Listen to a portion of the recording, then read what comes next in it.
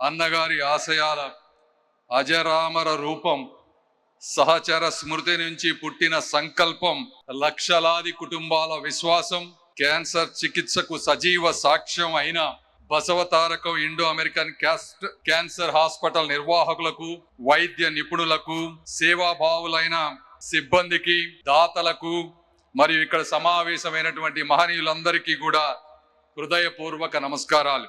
గొప్ప ఆశయంతో ఎదుటివారి జీవితాల్లో వెలుగులు నింపాలి అనేటువంటి ఆలోచనతో ప్రారంభమైనటువంటి ఏ కార్యక్రమమైనా కూడా విజయాన్ని సాధిస్తుంది, చరిత్రలో నిలిచిపోతుంది. అందుకు మన ముందున్నటువంటి ఉదాహరణలు రెండు. ఒకటి తెలుగుదేశం పార్టీ, మరొకటి Basavatarakam Indo American cancer hospital. Telugu Desam party ఒక ఆత్మగౌరవ ఉద్యమం అయితే బసవతారకం క్యాన్సర్ హాస్పిటల్ ఒక మానవతా ఉద్యమం. తెలుగుదేశం పార్టీ ప్రజల గౌరవాన్ని కాపాడటానికి పుట్టింది. ఈ బసవతారకం క్యాన్సర్ హాస్పిటల్ ప్రజల ప్రాణాలను కాపాడటానికి పుట్టింది. రెండింటి వెనుక ఒకే మహానుభావుడు అన్న నందమూరి తారక రామారావు గారి దూరదృష్టి, మహోన్నత సంకల్పం, గొప్ప సేవాతత్వం ఇందులో ఉంది. తెలుగువారి ఆత్మగౌరవం కోసం ఆవిర్భవించినటువంటి తెలుగుదేశం పార్టీ 40 సంవత్సరాలుగా ప్రజల హృదయాల్లో నిలిచింది. తన జీవిత భాగస్వామి అనుభవించినటువంటి బాధను మరే పేద కుటుంబం అనుభవించకూడదనే సంకల్పంతో ఆవిర్భవించినటువంటి ఆసుపత్రి 25 సంవత్సరాలుగా లక్షలాది మందికి ఆశాకిరణంగా నిలిచింది. క్యాన్సర్తో బాధపడుతున్నటువంటి కుటుంబాలు ఎదుర్కొనే ఆర్థిక, మానసిక కష్టాలను దూరం చేస్తూ పేద మధ్య తరగతి ప్రజలకు కూడా అత్యాధునిక ప్రపంచ స్థాయి క్యాన్సర్ పొందాలనే, చికిత్స పొందాలనే లక్ష్యంతో ఈ సంస్థను ఆ రోజు ఏర్పాటు చేశారు. ఈ సంస్థ గొప్పదనం ఏంటంటే, ఆ రోజు ప్రధానమంత్రిగా ఉన్నటువంటి అటల్ బిహారీ వాజ్పేయి గారు కేవలం ఈ ఒక్క హాస్పిటల్ ఓపెనింగ్ మాత్రమే వచ్చారు అంటే అది ఆ రోజు అన్న నందమూరి తారక రామారావు గారి మీద కానీ, నారా చంద్రబాబు నాయుడు గారి మీద కానీ ఉన్నటువంటి ఒక గౌరవం, అభిమానం అని ఈ సందర్భంగా నేను తెలియజేసుకుంటా ఉన్నాను. అయితే ఆశయం ఒక్కటే ఉంటే కేవలం ప్రారంభం మాత్రమే అవుతుంది. అయితే ఆచరణ ఉంటే మాత్రమే అవి ముందుకు వెళుతుంది, తరతరాలకు ఆదర్శంగా నిలుస్తుంది. బసవతారకం వంటి ఆసుపత్రి, మహోన్నత సంస్థలు 25 సంవత్సరాల పాటు విజయవంతంగా ముందుకు సాగినా, ఈరోజు ఈ చుట్టుపక్కల ప్రాంతంలో హైటెక్ సిటీ అభివృద్ధి చెందిన, బయోటెక్నాలజీ రంగం వికసించిన, ISB, IIIT వంటి సంస్థలు అంతర్జాతీయ స్థాయి గుర్తింపు పొందినా అవి యాదృచ్ఛికంగా జరిగినటువంటి విజయాలు కాదు, కాలం కల్పించినటువంటి అద్భుతాలు అంతకంటే కాదు.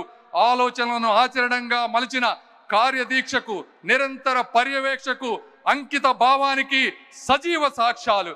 ఆ సజీవ సాక్ష్యాలకు నాయకుడే తెలుగు జాతి ఎప్పటికీ నిలబడి ఉండే, రుణపడి ఉండే శ్రీ నారా చంద్రబాబు నాయుడు గారు. 100 పడకలతో ప్రారంభమైనటువంటి ఈ ఆసుపత్రి ఈరోజు 650 పడకలతో, 225 పడకల ఆరోగ్యశ్రీతో, 250 మందికి పైగా వైద్యుల సహకారంతో, దేశంలోనే మొట్టమొదటిసారిగా 12 పడకల బోన్ మ్యారో ట్రాన్స్ప్లాంట్తో, 3 లక్షల పైగా అవుట్ పేషెంట్లకు వైద్యం, 90,000 మందికి పైగా ఇన్ పేషెంట్ చికిత్సలు, టాటా రీసెర్చ్ సెంటర్ తర్వాత 8,000కు పైగా అత్యధిక సంవత్సరానికి శస్త్రచికిత్సలు, అనేక రకాలుగా ముందుకు వెళ్తా ఉన్నారు. పేద వర్గాలకి ఆరోగ్యశ్రీ, ఆయుష్మాన్ భారత్ పథకాల ద్వారా వేలాది మందికి ఈ రోజున ఉచిత వసతి, భోజన సదుపాయాలతో జరుగుతూ ఉంది. కేవలం ట్రీట్మెంట్నే కాకుండా ఇందా చూపించినట్టుగా ఈరోజు స్క్రీనింగ్కి మొబైల్ యూనిట్స్ని పెట్టారు. అత్యాధునికమైనటువంటి యంత్రాలు, అంటే దాదాపు 6 లీనియర్ యాక్సలరేటర్, ఒక్కొక్క లీనియర్ యాక్సలరేటర్ 30 కోట్లు, 6 ఉన్నాయంటే అవే 180 కోట్లు. పెట్ స్కాన్, ఇలా అత్యాధునికమైనటువంటి యంత్రాలతో ఈరోజు చికిత్స నిర్వహిస్తూ ఉన్నారు. అదేవిధంగా ఎంతో మందిని తయారు చేస్తూ ఉన్నారు. ఈ రోజున పారామెడికల్ సిబ్బందిని కానీ, నర్సింగ్ సిబ్బందిని కానీ. ఈ విధంగా క్యాన్సర్ అంటే ఈరోజు గుర్తుకు వచ్చేది బసవతారకం. ఎందుకంటే నేను కూడా గుంటూరు పార్లమెంట్ సభ్యుడిగా ఉన్నాను. నా నియోజకవర్గంలో ఎవరైనా సరే నన్ను అడిగే క్యాన్సర్ రిఫరల్ సెంటర్ బసవతారకం మాత్రమే నేను మీ అందరికీ తెలియజేస్తా ఉన్నాను. ఈ సంస్థ నాట్ ఫర్ ప్రాఫిట్గా పనిచేస్తూ ఉంది. వచ్చిన ఆదాయం మొత్తం మళ్ళీ ఆసుపత్రి అభివృద్ధికి ఈ రోజున పెట్టుబడిగా పెడతా ఉన్నారు. బయట కార్పొరేట్ హాస్పిటల్తో పోలిస్తే 30 నుంచి 40% తక్కువ ధరకు ఈరోజు వస్తూ ఉన్నాయి. అదేవిధంగా ఈరోజు ఇక్కడ ప్రారంభమైనటువంటి ఆసుపత్రి గౌరవ ముఖ్యమంత్రి గారి ప్రోద్బలంతో ఈరోజు రేపు అమరావతిలో కూడా 21 ఎకరాలలో దాదాపు 700 కోట్ల రూపాయలతో 1000 పడకలతో మొదటి ఫేజ్ 500, తర్వాత 500 పడకలతో అమరావతిలో కూడా ఇటువంటి సంస్థ రాబోతా ఉంది.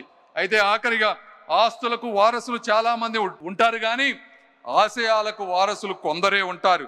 తల్లి రుణానుబంధాన్ని, తండ్రి సంకల్పాన్ని నిలబెట్టిన అరుదైన తనయుడు ఎవరైనా ఉన్నారంటే అది శ్రీ నందమూరి బాలకృష్ణ గారు. ఈ ఆసుపత్రి అభివృద్ధి కోసం నందమూరి బాలకృష్ణ గారు చేసినటువంటి కృషి విశేషమైనది. నేను రాజకీయాల్లోకి రాకముందు అమెరికాలో ఉన్నాను.